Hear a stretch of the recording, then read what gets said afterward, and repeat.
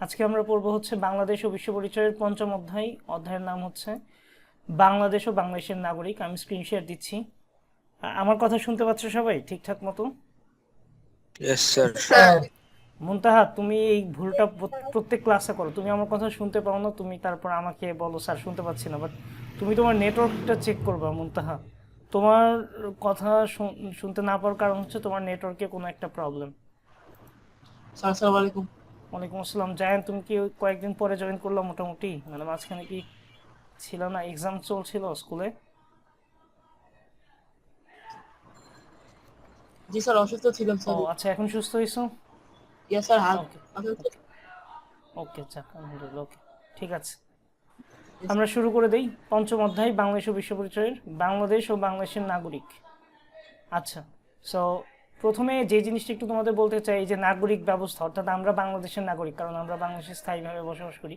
এরকম দেশ, নাগরিক, রাষ্ট্র, এই সিস্টেমটা বহু বছর আগে ছিল না, মানে অনেক আগে ছিল না। তখন প্রাচীন যুগে মানুষ এরকম নগর ব্যবস্থায় ঢুকে নাই। সো তোমাদের বই অনুযায়ী যে তথ্যটা দেওয়া আছে, মানে ইতিহাসবিদদের মতামত অনুযায়ী, সেটা হচ্ছে 5 থেকে 6 হাজার বছর আগে এরকম ধীরে ধীরে নগর ব্যবস্থা গড়ে ওঠে। লাইক এটা একটা শহর, এটা আর একটা শহর, এরকম নগর ব্যবস্থা গড়ে ওঠে। তখন থেকে ধীরে ধীরে সিস্টেমটা ডেভেলপ করতে করতে এখন তো জানোই যে প্রত্যেকটা দেশ, স্বাধীন দেশ, আলাদা আলাদা সব সিস্টেম, এই জিনিসগুলোতে এইভাবে ধাপে ধাপে আসছে। তো আরেকটি ইনফরমেশন এখান থেকে একটু আমাদের জানতে হবে, সেটা হচ্ছে বর্তমান বিশ্বের জনসংখ্যা। এটা সবাই মোটামুটি জানো, তারপরে আমি জাস্ট মার্ক করে রাখছি, এটা লেখার দরকার নেই, প্রায় 800 কোটি। আচ্ছা, এবার আমরা একটু রাষ্ট্র বলতে কি বুঝি সেটা হচ্ছে জানার চেষ্টা করব। রাষ্ট্র বলতে আমরা যে জিনিসটা বুঝবো সেটার 4টা অংশ থাকতে হবে, 4টি উপাদান থাকতে হবে। একটা রাষ্ট্র হতে হলে অবশ্যই 4টি উপাদান থাকতে হবে। কি কি 4টি উপাদান এখানে দেওয়া আছে? ভূখণ্ড, জনসমষ্টি, সরকার, সার্বভৌমত্ব। এই 4টা জিনিস ছাড়া কোনো রাষ্ট্র গঠিত হতে পারে না। সো তোমাদের প্রথম কাজ হচ্ছে এটা একটু কষ্ট করে লিখে নাও খাতায়। রাষ্ট্রের উপাদান 4টি, মানে এই 4টি থাকতেই হবে, এরপরে যা থাকবে ওটা আলাদা বিষয়, বাট এই 4টি থাকতে হবে। কি কি স্যার আপনি কোন কথা বলছিলেন? 4টি উপাদানের নাম লিখে নাও: জনসমষ্টি, ভূখণ্ড, সরকার, সার্বভৌমত্ব। এখান থেকে লিখে নাও, সবাই ফার্স্ট লিখে নাও। স্যার আচ্ছা, আপনি কত পরিচিত করাচ্ছিলেন? বাংলাদেশ ও বিশ্ব পরিচয়ের অধ্যায় 5 পড়াচ্ছি।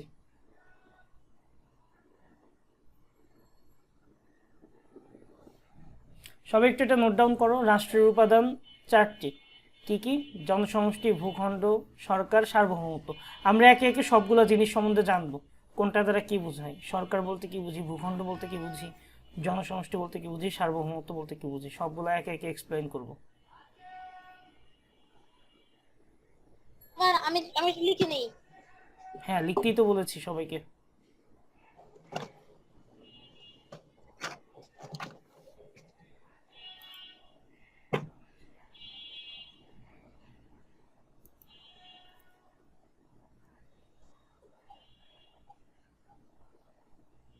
Sir finish. ফিনিশড, ওকে। আচ্ছা, আর একটু টাইম দাও, সবাই লিখে নেই। এটা কিন্তু খুবই ইম্পর্টেন্ট কোশ্চেন, এই জিনিসটা অবশ্যই মাথায় রাখবা। রাষ্ট্রের উপাদান 4টি। আর স্যার কি ফিনিশ। কি?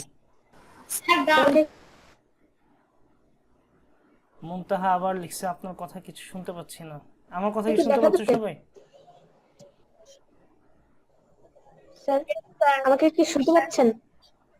হ্যাঁ, এইটাকে শুনতে পাচ্ছি তো, তোমার কথা শুনতে স্যার পাচ্ছি। আমি দায়ান হোসেন, আমাকে কি দেখতে পাচ্ছেন? দাইয়ানকে দেখতে পাচ্ছি কিনা, শুনতে পাচ্ছি অবশ্যই দাইয়ানকে। হ্যাঁ, দাইয়ান কই, তোমাকে দেখতে পাচ্ছি না, দেখতে পাচ্ছি না। স্যার আমার মোবাইল একটু ল্যাগ দিচ্ছে তো সমস্যা নেই, সমস্যা স্যার নেই। এখন ক্যামেরা অফ থাকলেও প্রবলেম নেই, ক্যামেরা অফ থাকলেও। হ্যাঁ, এখন দেখতে পাচ্ছি, দেখতে পাচ্ছি। স্যার একটু তো এটা একটু প্রবলেম। আচ্ছা, এটা আশা করি আমরা সবাই লিখেছি। এবারে একে একে সবগুলো বিষয় সম্বন্ধে আমরা জানবো। প্রথমেই জানবো জনসমষ্টি বলতে আমরা কি বুঝবো। সো ভেরি সিম্পল বিষয়। জনসমষ্টি বলতে আমরা বুঝবো জনগণ। জনগণ মানে মানুষের সংখ্যা কত, মানুষের সংখ্যা থাকতে হবে। একটা নির্দিষ্ট পরিমাণ মানুষ না থাকলে সেটা কখনো রাষ্ট্র হতে পারে না। সো জনগণ হচ্ছে রাষ্ট্রের প্রাণ। জনগণ বলতে কি বোঝায় আমরা মোটামুটি সবাই বুঝি, মানুষ থাকতে হবে। মানুষ না থাকলে সেটা কোনো রাষ্ট্র হইতেও পারে না। অন্য তিনটা আছে বাট জনসমষ্টি নাই, তাহলে কিন্তু রাষ্ট্র হবে না। আচ্ছা, এখান থেকে একটু ইম্পর্টেন্ট জিনিস তোমরা যেটা নোট ডাউন করবা, মানে এমসিকিউ বা শর্ট কোশ্চেন আসার সম্ভাবনা থাকে, সেটা হচ্ছে চীনের জনসংখ্যা কত? 141,07,10,000। আর সবচেয়ে কম জনসংখ্যা একটা দেশের আছে, সেটা হচ্ছে স্যান মেরিনা, সেটার জনসংখ্যা হচ্ছে 33,860। আচ্ছা, এর চেয়ে ছোট দেশ আছে ভ্যাটিকান সিটি, বাট ওইটা মানে আমাদের বইয়ে এই দুইটা ইনফরমেশন এখানে আছে, এই দুইটা আমরা নোট ডাউন করবো, এখান থেকে কিন্তু কোশ্চেন আসতে পারে। স্যান মেরিনা এর জনসংখ্যা আর হচ্ছে চীনের জনসংখ্যা, সবাই একটু নোট ডাউন করে নাও, চীনের জনসংখ্যা আর স্যান মেরিনার জনসংখ্যা।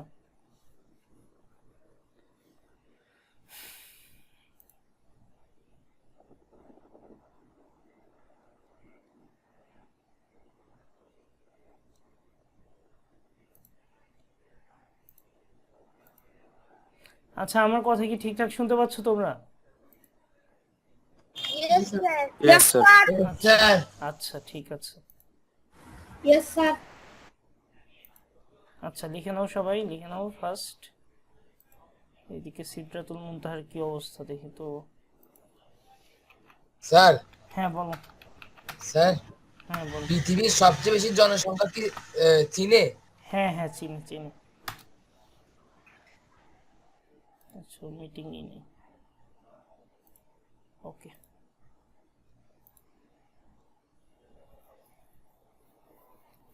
আমরা ফার্স্ট লিখে নেই 141,07,10,000 চীনের জনসংখ্যা, আর স্যান মেরিনার জনসংখ্যা হচ্ছে Sir, done. 33,860। ওকে, Sir, done. Sir, finish. এরপর হচ্ছে আমরা ভূখণ্ড সম্বন্ধে জানবো।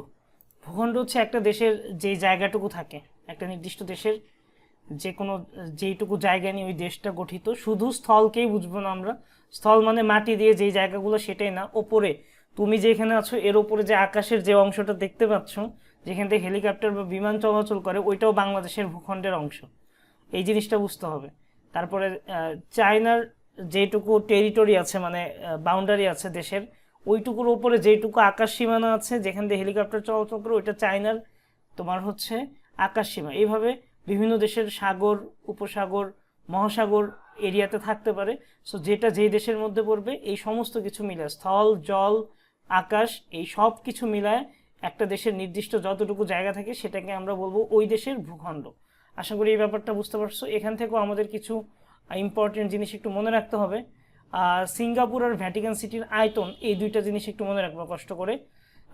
সিঙ্গাপুরের আয়তন হচ্ছে 693 বর্গ কিলোমিটার, আর ভ্যাটিকান সিটির আয়তন মাত্র 0.18 বর্গ কিলোমিটার, মানে এক বর্গ কিলোমিটারও না। স্যার, কি বলতে চাচ্ছিলেন বলুন তো আবার, আমি কিছু- শুনতে পাই নাই। কিছু তো বলতে চাই নাই, অলরেডি বলে ফেলছি মানে। বলুন আবার। ও, আবার বলবো? আমি শুনতে আচ্ছা পাই নাই। আচ্ছা, সেটা হচ্ছে আমরা দুইটা দেশের আয়তন এখান থেকে জানবো, একটা হচ্ছে সিঙ্গাপুর আর একটা হচ্ছে ভ্যাটিকান সিটি। সিঙ্গাপুরের আয়তন তোমাদের বইয়ে দেওয়া আছে 693 বর্গ কিলোমিটার, আর ভ্যাটিকান সিটির আয়তন দেওয়া আছে 0.18 বর্গ কিলোমিটার। এই দুইটা জিনিস নোট ডাউন করতে বলেছি, কারণ এখান থেকে ইম্পর্টেন্ট এমসিকিউ বা কোশ্চেন হতে পারে। সাথে ভারতেরটা যেহেতু দেওয়া আছে, এটাও মনে রাখবে, এখন লেখার দরকার নেই। ভারতের আয়তনটা অনেক বড়, এই জন্য এইটা উল্লেখ করা আছে, আর ওই দুইটা ছোট। প্রলয় বলো। স্যার, ভ্যাটিকান সিটিতে কি মানুষ বসবাস করে? করে, খুব কম মানুষ বাস করে। কত জনসংখ্যা আমি দেখে বলতেছি, মানে খুবই কম, খুবই কম। হুম।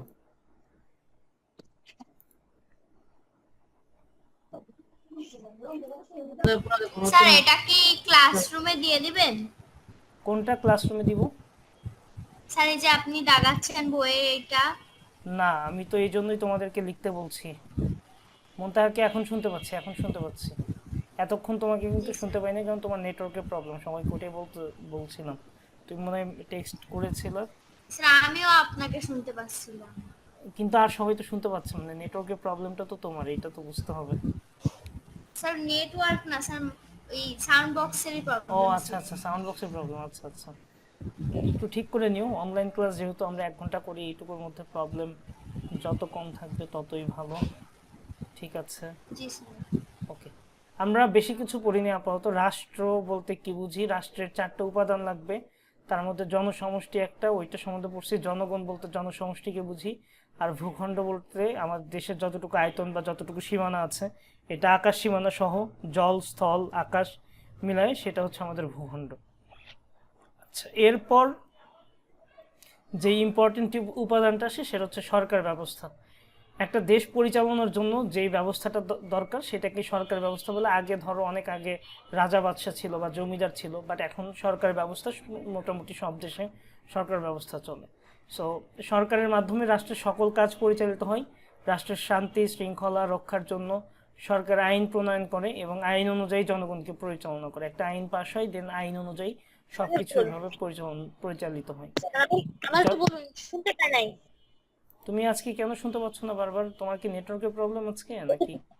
না স্যার, আশেপাশে থেকে শব্দ আসছে তো। ও, আশেপাশে থেকে শব্দ হচ্ছে। আচ্ছা ঠিক আছে, বলতে চাচ্ছিলাম যে মানে বলেছি অলরেডি, রাষ্ট্র গঠনের অন্যতম একটা উপাদান হচ্ছে সরকার। সরকার বলতে আমরা কি বুঝবো?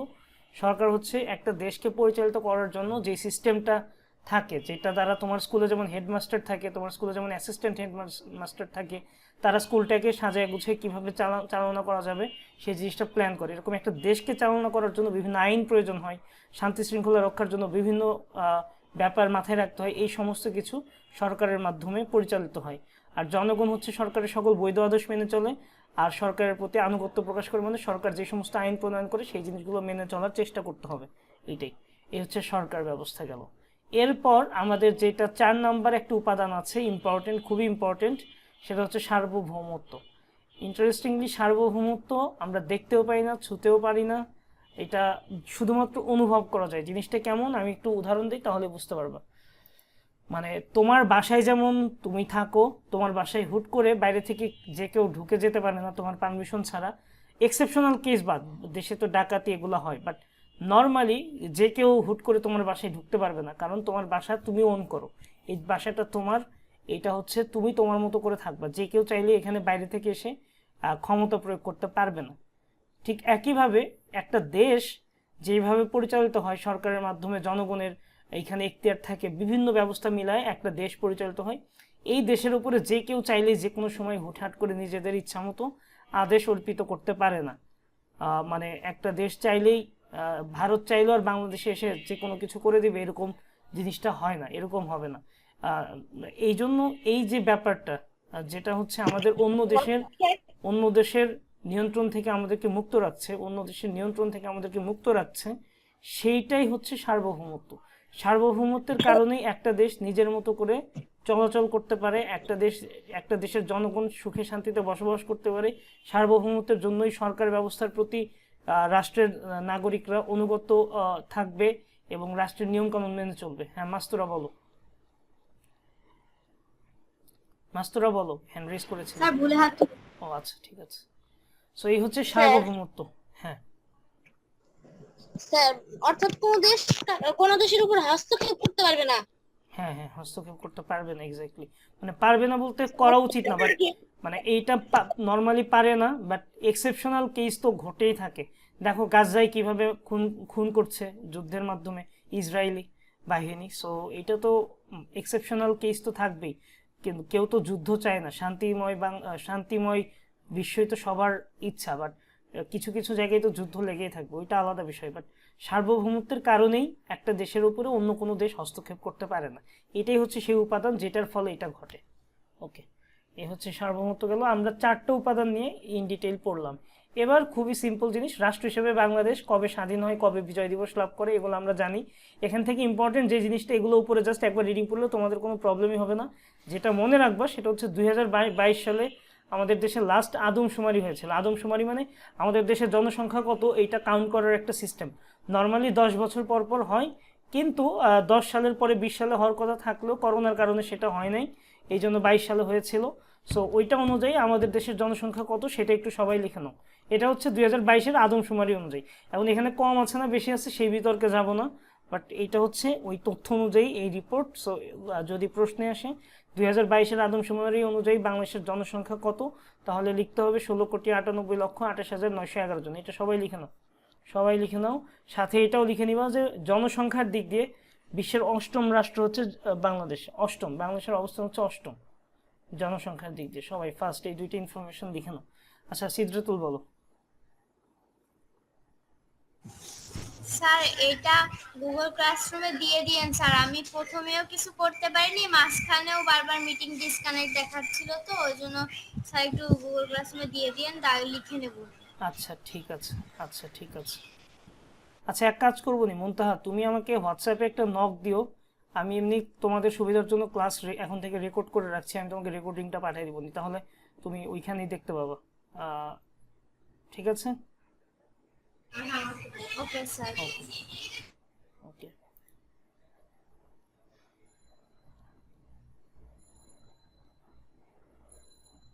তোমরা মাঝে মধ্যে অনেকে বিভিন্ন কারণ থাকে ক্লাস মিস হয়, সো আমি এখন থেকে প্ল্যান করছি, আমি পার্সোনালি তোমাদের মজার পক্ষ থেকে যেহেতু রেকর্ডটা করা হয় না, আমি রেকর্ড করে রাখবো, যার যেদিন প্রবলেম হবে আমাকে বলবো, আমি রেকর্ডিংটা পাঠিয়ে দেওয়ার চেষ্টা করব, এইটুকু হচ্ছে আমি প্ল্যান করেছি। আচ্ছা ঠিক আছে।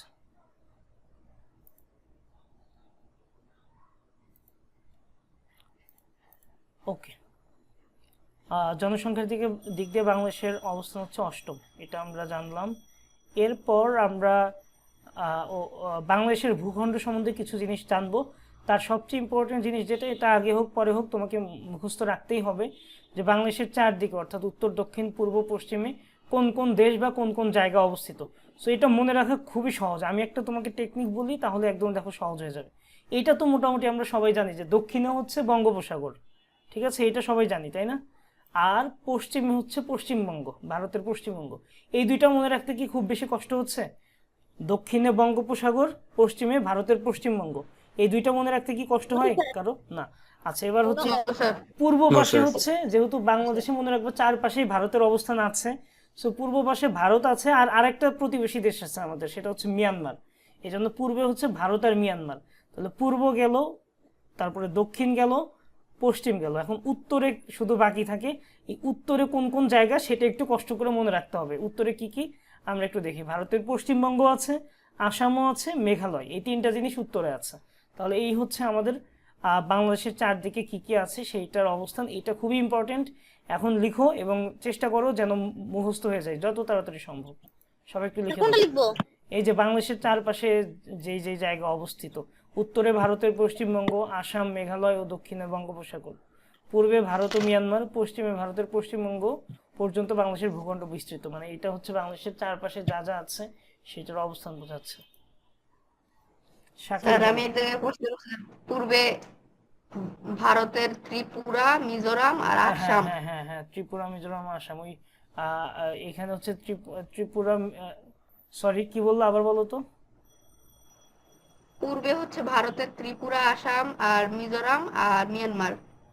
আচ্ছা, এখানে ত্রিপুরা, আসাম আর মিজোরাম তোমাদের বই উল্লেখ করে নাই। অ্যাকচুয়ালি তুমি যেটা বলছো ঠিকই আছে, ত্রিপুরা আছে। অ্যাকচুয়ালি এই সেভেন সিস্টার্স, ওই পুরোটাকে বলা হয় সেভেন সিস্টার্স, যেটা কাইন্ড অফ হচ্ছে ওরা এখনো ওইভাবে স্বাধীন না, এই জন্য ওদেরকে হচ্ছে তোমার ওই ভারতের মধ্যে মানে ভারতের মধ্যে ধরা হয়। সো আলাদা করে লিখে নাই, তুমি যেটা বলছো ওটা ঠিক আছে, বাট আপাতত আমাদের বইয়ে যেটুকু আছে এইটুকু ইনফরমেশন যথেষ্ট। শাকির বলো। যারা মানুষ গণনা করে তাদেরকে আদমশুমারি বলা হয় কেন? আদম তো প্রথম। আচ্ছা, মানুষ গণনা করার সিস্টেমটাকে বলা হয় আদমশুমারি। মানুষ গণনা করার সিস্টেমটাকে, যে মানুষ গণনা করে তাকে না। এখন কেন আদমশুমারি বলা হয় এটা বোঝা যায়। আদম আলাইহিসসালাম ছিলেন ইতিহাসের সর্বপ্রথম মানব। সো আদম আলাইহিসসালাম, প্রত্যেকটা মানুষই হচ্ছে আদম সন্তান, ঠিক আছে, কারণ আদম আলাইহিসসালাম থেকে একের পর এক আসছে আমার বিশ্বাস অনুযায়ী বা মুসলিমদের বিশ্বাস অনুযায়ী। সো এখন ব্যাপারটা হচ্ছে আদমশুমারি মানে হচ্ছে আদম গণনা করার যে সিস্টেমটা, আদম গণনা মানে বোঝাচ্ছে মানুষ গণনা করা, এইটাই হচ্ছে অ্যাকচুয়ালি ওইভাবে নামটা আসছে। সো যে গণনা করে তাকে আদমশুমারি বলে না, এই যে মানুষ গণনা করার যে সিস্টেমটা সেইটাকে বলা হয় আদমশুমারি, ঠিক আছে? স্যার ডান। ওকে,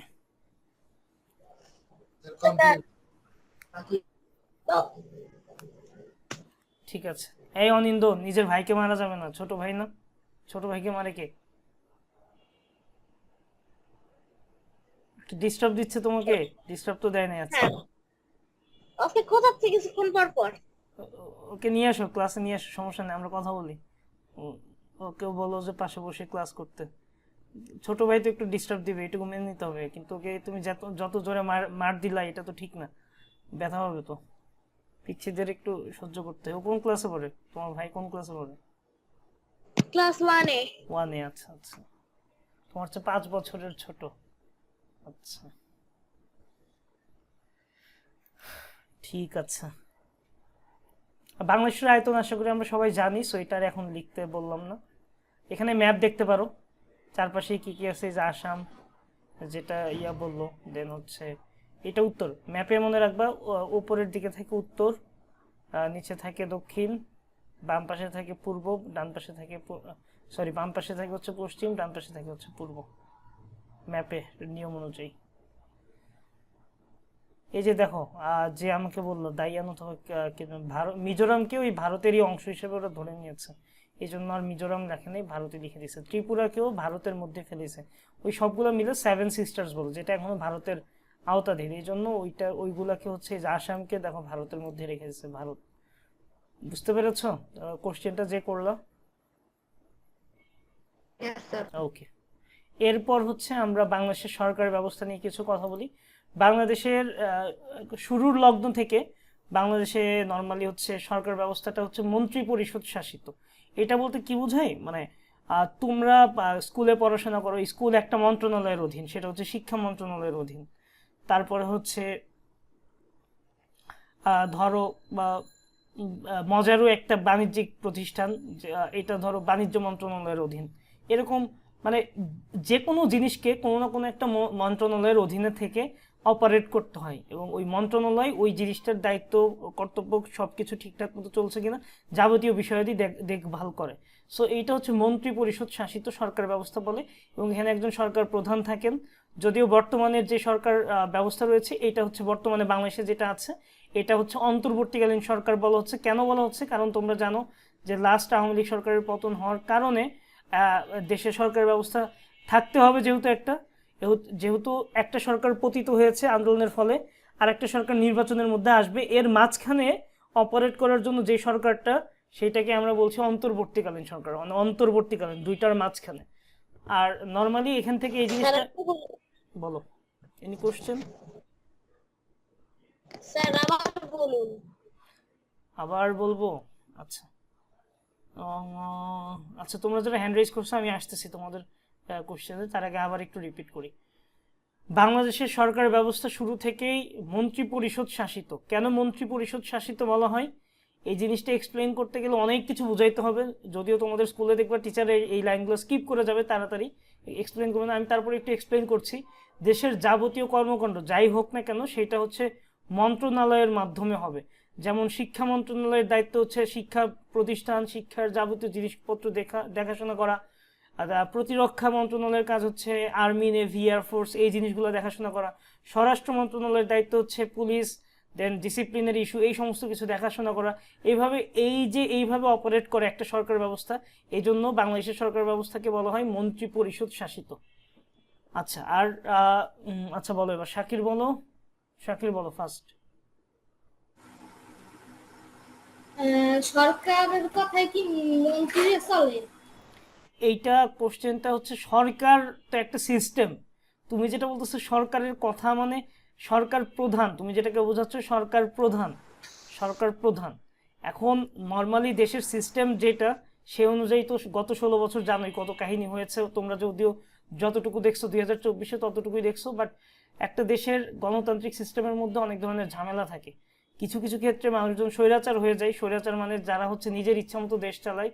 সো নর্মালি নিয়ম অনুযায়ী একটা দেশের সরকার প্রধান থাকবে, সরকার প্রধান মন্ত্রণালয় ভাগ করে দিবে মন্ত্রীদের মাধ্যমে, দেন মন্ত্রীরা হচ্ছে নিয়ম অনুযায়ী তোমার আদেশ মেনে চলবে। নিয়ম অনুযায়ী একটা দেশের সংবিধান আছে, সংবিধান অনুযায়ী নিয়ম মেনে তারপরে হচ্ছে আদেশ মেনে চলতে হবে। তহসিন বলো।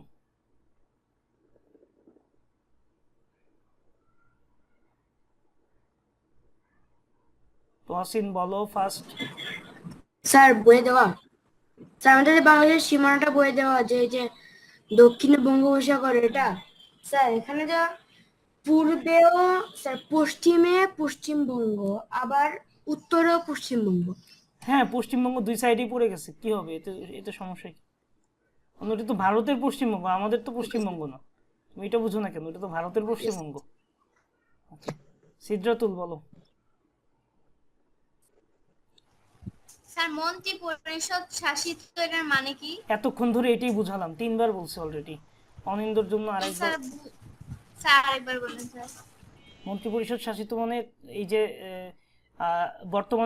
বর্তমানে যেটা আছে এটা হচ্ছে অন্তর্বর্তীকালীন সরকার। সো এখন মন্ত্রী বলা হচ্ছে না, এখন বলা হচ্ছে উপদেষ্টা। সো মন্ত্রিপরিষদ শাসিত মানে প্রত্যেকটা জিনিসের একটা মন্ত্রণালয় থাকবে। যেমন শিক্ষা মন্ত্রণালয়ের অধীনে যাবতীয় শিক্ষা কার্যক্রম পরিচালিত হবে, স্বরাষ্ট্র মন্ত্রণালয়ের অধীনে পুলিশ, আনসার, বিজিবি এই সমস্ত জিনিসপত্র পরিচালিত হবে। স্বাস্থ্য মন্ত্রণালয়ের দায়িত্ব থাকবে যাবতীয় স্বাস্থ্য বিষয়ক, মেডিকেল কলেজ, হাসপাতাল সবকিছু দেখাশোনা করা। এই যে এক একটা মন্ত্রণালয় এক একটা সেক্টরকে কন্ট্রোল করে দেশটাকে সুন্দরভাবে পরিচালনা করছে, এই জিনিসটা হচ্ছে মন্ত্রিপরিষদ শাসিত। নাসিরুল বলো। স্যার অন্তর্বর্তীকালীন সরকার যে বাংলাদেশে এখন রয়েছে সেখানে অন্তর্বর্তী দিয়ে কি বোঝানো হয়েছে? অন্তর্বর্তী মানে দুইটা জিনিসের মধ্যবর্তী জিনিসকে বলা হয় অন্তর্বর্তী। মধ্যবর্তী বা অন্তর্বর্তী দুইটা মোটামুটি সিমিলার, বুঝতে পারছো? বার্গারের মাঝখানে দেখো না একটা পেটি থাকে বা কোনো একটা কিছু থাকে, মানে যেটা হচ্ছে, বা স্যান্ডউইচের মাঝখানে। সো ওই দুইটার মাঝখানে এটা মানে বোঝায় একটা সরকার ফল করছে, মানে যেমন বাংলাদেশে ফল করছে আন্দোলনের ফলে। সো একটা সরকার ফল করছে, এখন নতুন আর একটা সরকার আসতে হবে নির্বাচনের মাধ্যমে। সো তার মাঝখানের যে সরকার ব্যবস্থাটা সেটাকে আমরা বলছি অন্তর্বর্তীকালীন সরকার, ঠিক আছে? ওকে, এই হচ্ছে সরকার ব্যবস্থা গেল বাংলাদেশের। আর বাংলাদেশের সাংবিধানিক নাম কি এটা আমরা মোটামুটি সবাই কম বেশি শুনছি। ইংলিশে বলা হয় the people's republic of Bangladesh, আর বাংলায় বলা হয় গণপ্রজাতন্ত্রী বাংলাদেশ সরকার, ঠিক আছে? এটা শুনছি অনেকে যেখানে সরকারের নাম লেখা থাকে সেখানে কিন্তু গণপ্রজাতন্ত্রী বাংলাদেশ সরকারও লেখা থাকে। এক্স্যাক্টলি, কারণ এটা হচ্ছে সাংবিধানিক নাম, ঠিক আছে? এটা মনে রাখবো যে সাংবিধানিক নাম হচ্ছে গণপ্রজাতন্ত্রী বাংলাদেশ সরকার। ওকে স্যার আজকে কথা বলতে গিয়ে আমার গলা মনে হচ্ছে কেউ ফিরে ফেলছে, ঠান্ডা লাগছে স্যার। ঠান্ডা লাগছে? আচ্ছা, গরম পানি খাও, চা খাও, ইনশাআল্লাহ ঠিক হয়ে যাবে ইনশাআল্লাহ। ওকে, দেন সার্বভৌমত্ব কি হয়েছে? সাংবিধানিক নাম সাংবিধানিক নাম হচ্ছে তোমার স্কুলের একটা নিয়ম আছে, স্কুল শুরু হয় 8টায়, শেষ হয় এতটাই, মানে এক একটা স্কুলের এক একটা নিয়ম আছে। সো এক একটা দেশের পুরো যাবতীয় বিষয়গুলি নিয়ে একটা নিয়ম আছে, অনেক বড় একটা বই, ওই বইটাকে বলা হয় সংবিধান, ঠিক আছে? ওই সংবিধান অনুযায়ী বাংলাদেশের যে নাম, শুধু বাংলাদেশ না, এটাকে বলা হয় the people's republic of Bangladesh বা গণপ্রজাতন্ত্রী বাংলাদেশ। শ্রেয়সী বল। Sir may I go to washroom? Yeah sure sure. Okay, বলতে হবে না, কেউ ওয়াশরুমে যেতে চাইলে জাস্ট চলে যাবে, সমস্যা নেই। এই রাফান কি করতেছে, কার সাথে মজা করতেছে এটা? রাফান তোমার ভাইয়ের সাথে? স্যার সরকার নির্বাচন করতে হয় বাংলাদেশের সংবিধান অনুযায়ী 5 বছর পর পর, 5 বছর পর। ওকে, আমরা হচ্ছে সার্বভৌমত্ব নিয়ে একটু আগে আলোচনা করেছি। সো এখানে জাস্ট বুঝাইছে বাংলাদেশ রাষ্ট্র সার্বভৌম ক্ষমতার অধিকারী, এখানে যে কেউ চাইলে যে কোনো সমস্যা ক্রিয়েট করতে পারেন অন্য দেশ থেকে, অভ্যন্তরীণ বিষয়ে হস্তক্ষেপ করতে পারেন। অভ্যন্তরীণ মানে বাংলাদেশের ভেতরের বিষয়ে, মানে বাংলাদেশের কোথায় কোন সার্কুলার হবে, কোন চাকরি কবে ওপেন হবে, এটা অন্য দেশে সে ঠিক করে দিবেন। ওকে ওকে, এবার আমরা খুবই একটি ইম্পর্টেন্ট টপিকে মুভ করতেছি, নাগরিকত্বের ধারণা। খুবই ইন্টারেস্টিং টপিক, মানে এখানে অনেক কিছু তোমরা নতুন জানবা, কিভাবে অন্য দেশের নাগরিক হওয়া যায় বা নাগরিক হওয়ার সিস্টেমগুলো কি কি। সো এই জিনিসগুলো আমরা এখানে আলোচনা করব। বাই দ্য ওয়ে মেহনাজ, তোমার কিন্তু লাস্ট এক্সামের জিকে খাতা টার্নড ইন হয় নাই গুগল ক্লাসরুমে, মানে কোনো ফাইল খুঁজে পাইনি। সো তোমাকে কিন্তু মানে ওইখানে আমি কোনো কিছু খুঁজে পাইনি, এই জন্য 0 রিটার্ন করা লাগছে। তুমি যদি মানে জমা দিয়ে থাকো বাট ওইখানে আসে নাই, এরকম যদি হয়, যত তাড়াতাড়ি পসিবল আমাকে হোয়াটসঅ্যাপে দরকার হলে পাঠিয়ে দিবা। তাছাড়া কিন্তু মার্কস এন্ট্রি দেওয়ার পরে বলে লাভ হবে না, কারণ ওইটা কিন্তু চলে যাবে তোমার ওই সেন্ট্রালি। এই জন্য তোমাকে আমি জানাই রাখলাম। ওকে,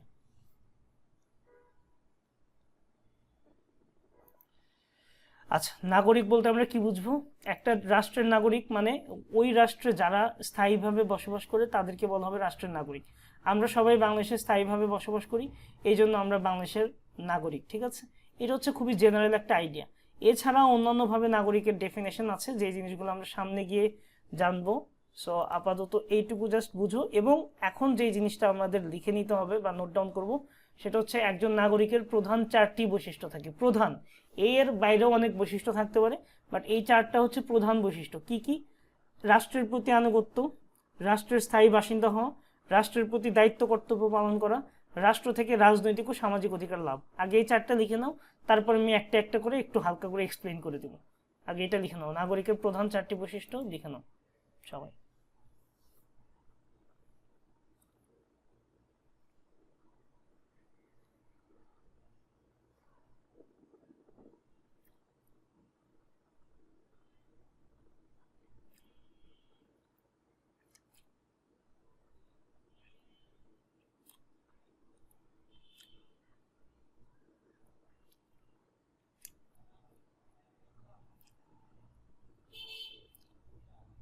এই জিকে এক্সামে কেউ 20-তে 20 পেয়েছো?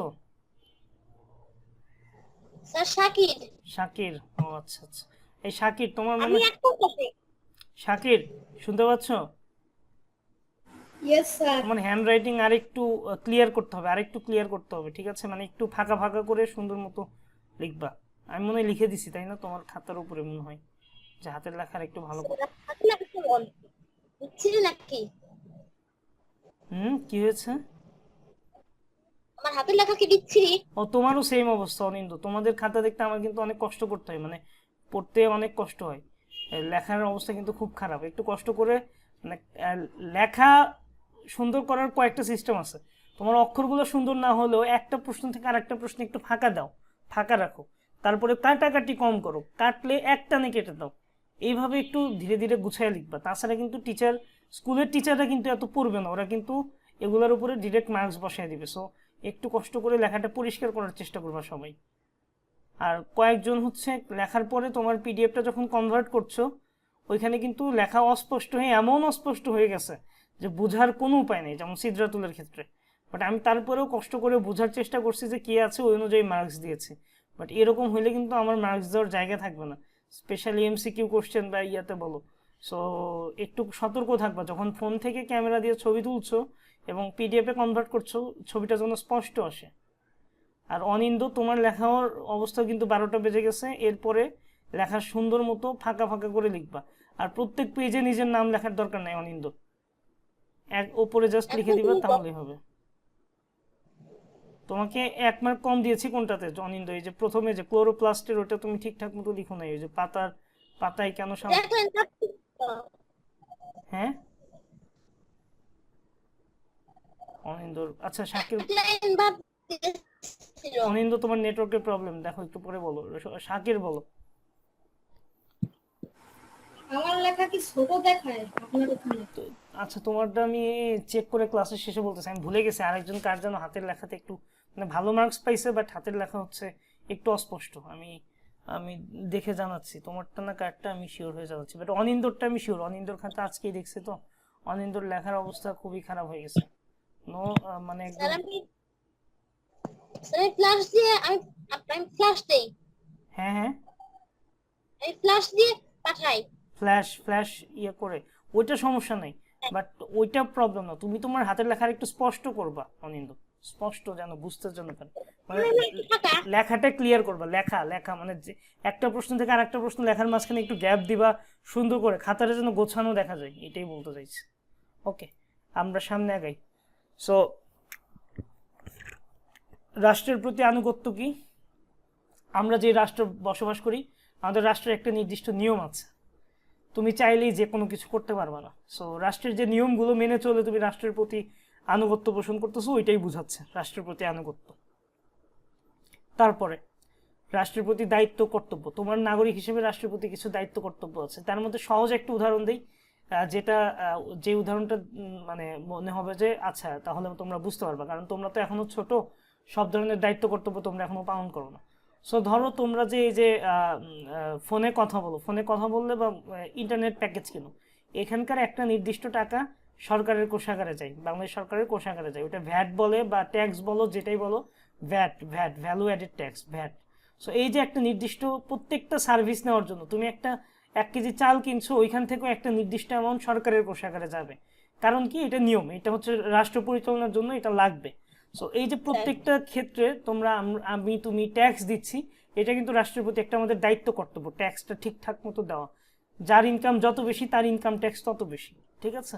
এটা হচ্ছে রাষ্ট্রের প্রতি দায়িত্ব কর্তব্য গেল। এরপরে রাষ্ট্রের স্থায়ী বাসিন্দা হওয়া, মানে তুমি আজকে বাংলাদেশ, কালকে চায়না, তারপরের দিন ইউএসএ, বাংলাদেশে ঠিকঠাক মতো থাকবে না, ট্যাক্স দিবে না, এরকম হইলে নাগরিকত্ব তোমার থাকা উচিত না। সো রাষ্ট্রের স্থায়ী বাসিন্দা হতে হবে, মানে রাষ্ট্রে স্টেবল ভাবে বসবাস করতে হবে। আচ্ছা, রাষ্ট্র থেকে রাজনৈতিক ও সামাজিক অধিকার লাভ। এই যে তোমার আমার কোনো ক্ষতি হলে আমরা পুলিশে গিয়ে কমপ্লেন করব, পুলিশ যথাযথ ব্যবস্থা নিতে বাধ্য, এটা হচ্ছে পুলিশের দায়িত্ব, কারণ পুলিশকে টাকা দেওয়া হচ্ছে সরকার থেকে, আর আমরা সরকারকে সেই ট্যাক্স দিচ্ছি। এই যে সরকার আমাদেরকে একটা প্রোটেকশন দিবে, পুলিশের মাধ্যমে হোক, স্বাস্থ্য খাতে তুমি সরকারি হসপিটালে গেলে বিনামূল্যে চিকিৎসা পাবা।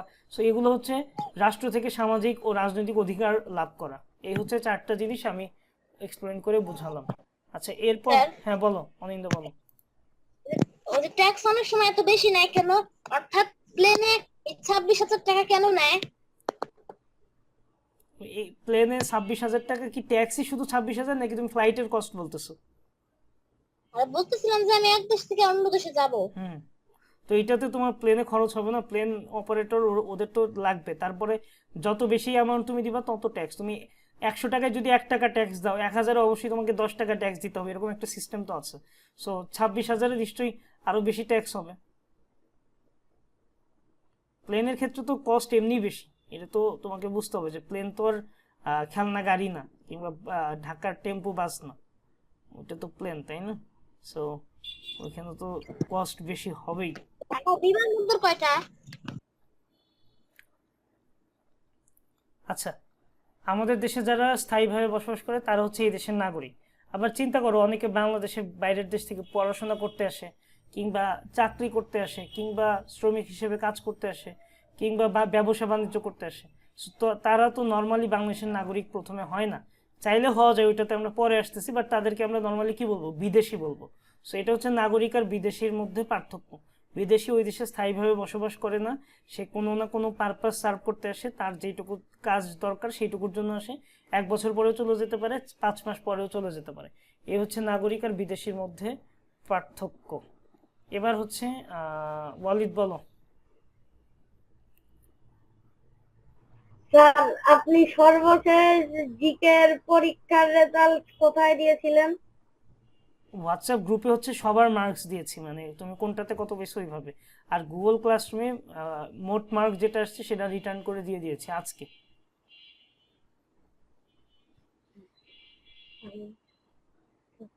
ঠিক আছে, ওকে। সুরাইয়া, বলো। ঠিক আছে স্যার। আমার গুগল সুরাইয়ার কথা বুঝতে পারছি না, কিছুই বুঝতে পারছি না, আবার বলো। স্যার আমার গুগল এই অনিন্দ, একজনের কথার মাঝখানে আরেকজন বলে কেন? অনিন্দ, আবার বলো সুরাইয়া। স্যার আমার জিকে মানসি এক্সামের খাতা দেখাচ্ছে দেখাচ্ছে না?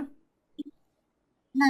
আচ্ছা দাঁড়াও, চেক করে আমি বলতেছি, ক্লাস শেষে চেক করে বলতেছি। সুরাইয়া, ওকে, ঠিক আছে। সো এবার হচ্ছে সবাই একটু মনোযোগ দাও, এই জিনিসটা একটু মনোযোগ দাও, আমি একবারে তোমাদেরকে বুঝিয়ে দিচ্ছি, তাহলে আর কোনো প্রবলেম হবে না এই নাগরিকের বিষয়টা। সবাই একটু মনোযোগ দাও, আমি হচ্ছে স্ক্রিন শেয়ার দিয়ে আমি আলোটা লিখে বুঝিয়ে দিচ্ছি তোমাদের, একটু ওয়েট করো।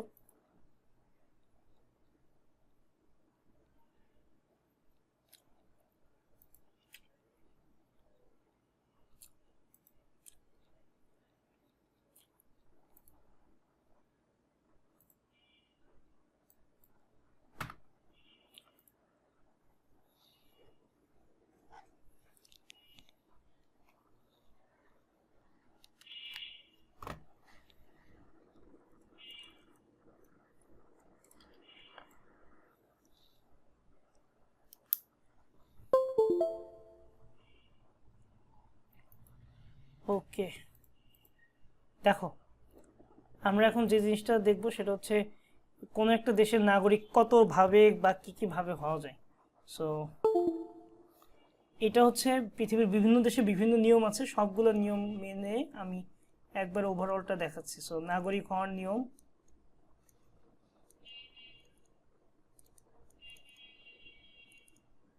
প্রথমত 2টা ভাগে ভাগ করা যায়। একটা হচ্ছে, সরি তো বাকি গেল, আমার কথা কি শুনতে পাচ্ছ সবাই ঠিকঠাক মতো? S sir. সো কি অবস্থা, আচ্ছা একটা হচ্ছে জন্মসূত্র অনুযায়ী, জন্মসূত্র নীতি, আর একটা হচ্ছে অনুমোদন সূত্র। এটা দ্বারা বুঝতেছি যে অনুমোদন মানে আমি ওই দেশের আসলে কোনোভাবেই নাগরিক নর্মালি না, ওইটা আমার ওই সরকারের থেকে অনুমোদন নিতে হবে। সেটা কিভাবে হয় সেটা আমরা পরে জানবো। আপাতত আমরা জানতে চাই যে জন্মসূত্র নীতি অনুযায়ী কিভাবে নাগরিক হওয়া যায়। এটা হচ্ছে সবাই একটু মনোযোগ দাও।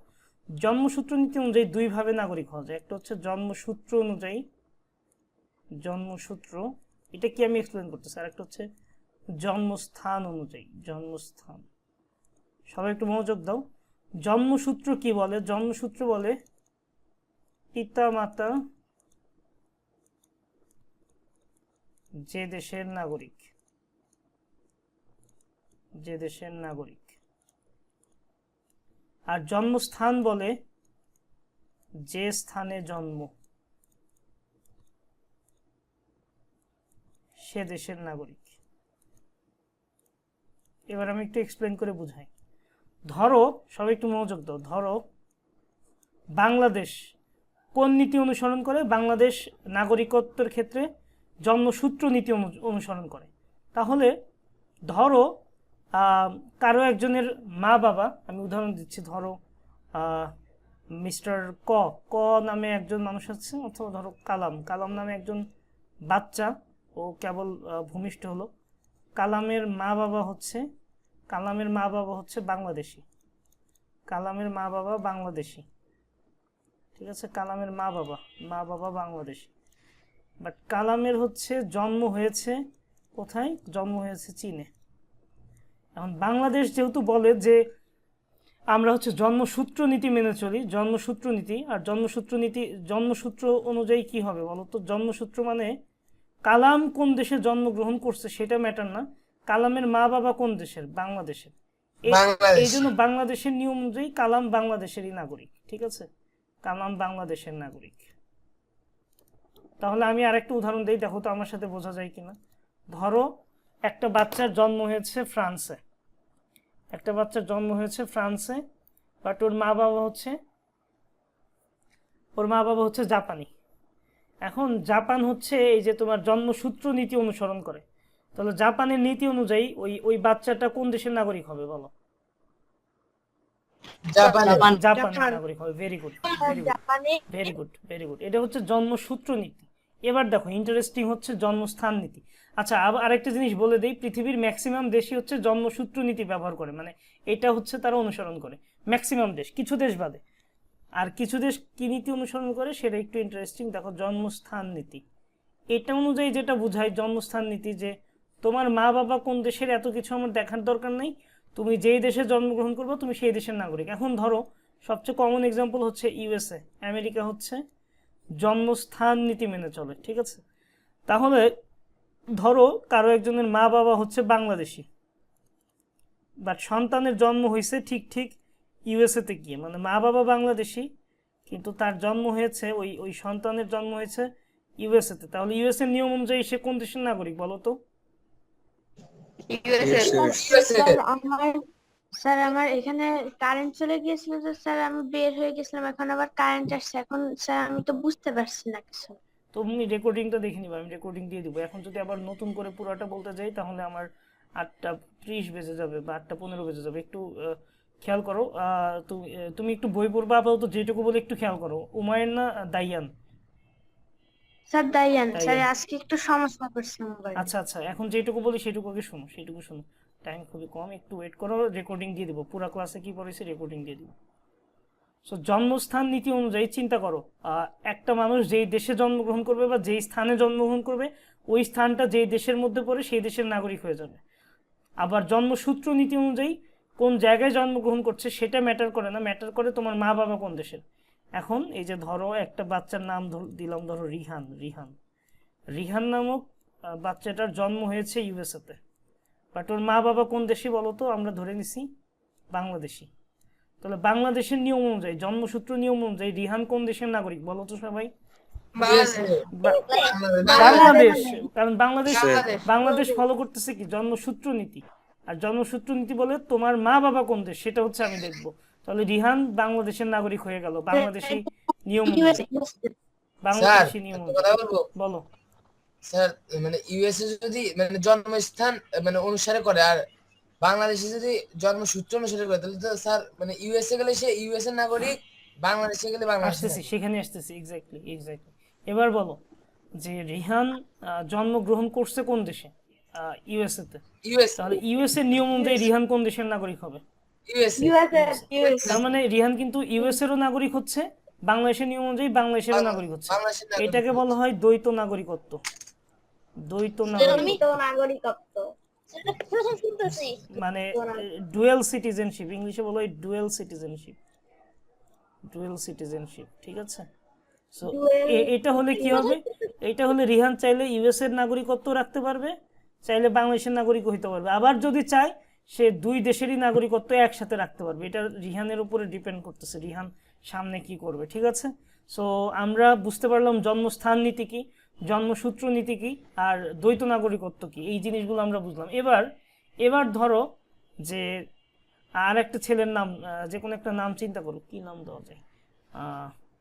ধরো সোফিয়া। আচ্ছা ঠিক আছে, সোফিয়া। তো ধরো হচ্ছে সোফিয়ার হচ্ছে ওর জন্ম বাংলাদেশে, ওর মা বাবাও বাংলাদেশি। সো ও নর্মালি বাংলাদেশেরই নাগরিক। এখনও পড়াশোনা করতে গেছে ইউএসএতে, ঠিক আছে? ইউএসএতে স্টাডি করতে গেছে। এখন ওর ইচ্ছা হয়েছে যে ও ইউএসএতে নাগরিক হইতে চায় বা সিটিজেন হইতে চায়। মানে এটা তো কোনো পলিসিতেই পড়তেছে না, ইউএসএর নিয়ম অনুযায়ী তো আর ইউএসএর নাগরিক হতে পারছে না। তো এখন কি করা লাগবে? এখন ওই জন্মসূত্রও কাজে লাগবে না, জন্মস্থানও কাজে লাগবে না। এখন যে টপিকটা আমরা বুঝবো সেটা হচ্ছে ওকে অনুমোদন সূত্রে চেষ্টা করতে হবে। এটা করলেই যে হবে এর কোনো গ্যারান্টি নেই। তার মানে ওকে ইউএস এর গভর্নমেন্টের কাছে আবেদন করতে হবে যে আমি নাগরিক হতে চাই। ইউএস এর গভর্নমেন্ট ওর যাবতীয় অ্যাপ্লিকেশন দেখে যদি মনে হয় যে দেওয়া যায় তাহলে দিবে। এই ব্যাপারটা বুঝছো যে অনুমোদন সূত্র বলতে আমরা কি বুঝতেছি? স্যার এবার হচ্ছে আমরা দেখি যে অনুমোদন সূত্রে নাগরিক হওয়ার জন্য কি কি করা যেতে পারে। সো একটা উপায় হতে পারে, সোফিয়া যদি ওই দেশে গিয়ে কাউকে বিয়ে করে, ওই দেশের কোনো নাগরিককে বিয়ে করে, তাহলে হচ্ছে অনুমোদন সূত্রে নাগরিক হওয়া যেতে পারে। আমি জাস্ট সোফিয়ার উদাহরণটা টানতেছি। তারপরে যদি ওই দেশের কোনো সম্পত্তি ক্রয় করে, ওই দেশে দীর্ঘদিন ধরে বসবাস করে, চাকরিরত থাকে, কোনো দেশে চাকরিরত থাকে, তাহলে নাগরিক হওয়ার চান্সটা বেড়ে যায়। ওই রাষ্ট্রের ভাষা জানলে এটা খুবই মানে উইক, মানে এইটা দিয়ে যে নাগরিকত্ব পেয়ে যাবে এর কোনো গ্যারান্টি নেই। আমি যেগুলোর পাশে উইক লিখতেছি এগুলো দিয়ে চাকরি যে পেয়ে যাবে এর কোনো গ্যারান্টি নেই। ওই রাষ্ট্রের সেনাবাহিনীতে চাকরি গ্রহণ করে তাহলেও সম্ভাবনা আছে অনেক বেশি। এটা হচ্ছে উইক। ভালো চরিত্রের অধিকারী হইলে যে তোমাকে নাগরিকত্ব দিবে এটার কোনো মানে নাই, মানে এটা দিতেও পারে নাও পারে। এই সব কিছুই ডিপেন্ড করতেছে কার উপরে বলো তো? যে দেশের নাগরিক তুমি হতে চাচ্ছ, বুঝতে পারছো? মানে তোমাকে একটা দেশের নাগরিকত্ব দিবে কি দিবে না সেটা আলটিমেটলি ডিপেন্ড করে কোন দেশের উপরে, যে দেশের তুমি নাগরিক হতে চাও। সো এই সমস্ত কিছু ফুলফিল করার পরেও তোমার নাগরিকত্ব তুমি নাও পাইতে পারো। উন্নতর দক্ষতার অধিকারী মানে কি বোঝাচ্ছে? তুমি বাংলাদেশে ধরো কোনো কিছু একটা আবিষ্কার করে বিশ্বব্যাপী তোমার নাম ছড়ায় গেছে, তো ইউএসএ চাইলো বা ইংল্যান্ড চাইলো তোমাকে ওদের দেশে গিয়ে একটা ভার্সিটির প্রফেসর হিসেবে রেখে দিবে, তখন ওরা চাইলেই তোমাকে নাগরিকত্ব দিয়ে দিতে পারে। আর রাজনৈতিক আশ্রয় কি? ধরো বাংলাদেশে একজনের সিকিউরিটি থ্রেট আছে, অর্থাৎ এটা যেমন আগের সরকারের আমলে প্রচুর হয়েছে, আওয়ামী লীগের আমলে প্রচুর মানুষ গুম ছিল, অনেকে দেশে বাস করতে পারে নাই। সো তারা কি করেছে? পলিটিক্যাল অ্যাসাইলাম গ্রহণ করছে, অর্থাৎ অন্য দেশের রাজনৈতিক আশ্রয় গ্রহণ করছে। ওইটার মানে কি? সে ওই দেশকে বুঝাইতে পারছে যে আমি যদি বাংলাদেশে থাকি আমাকে সিম্পলি মেরে ফেলা হবে, তার জন্য আমি আপনার দেশে একটা নাগরিকত্ব গ্রহণ করে আপনার দেশে সেফভাবে থাকতে চাই। সো এই সমস্ত কিছু এগুলোর ভিত্তিতে বাইরের দেশের অনুমোদন সূত্রে নাগরিক হওয়া যেতে পারে। ঠিক আছে? আর দ্বৈত নাগরিকত্ব কি এটা আগেই বুঝাইছি। আর দেশের উন্নয়নে নাগরিকের ভূমিকা, এটা জাস্ট রিডিং পড়বা। আমাদের কি কি দায়িত্ব আছে রাষ্ট্রের প্রতি, আর রাষ্ট্রের কি কি দায়িত্ব আছে আমাদের প্রতি, এইটুকু হচ্ছে এই চ্যাপ্টারের যাবতীয় জিনিসপত্র।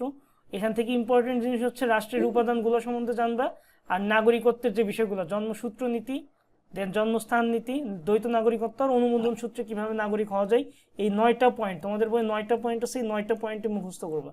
এই হচ্ছে আমাদের আজকের চ্যাপ্টার ছিল। তোমাদের হোমওয়ার্ক দিব হচ্ছে অনুশীলনী যে 2টা কোশ্চেন আছে।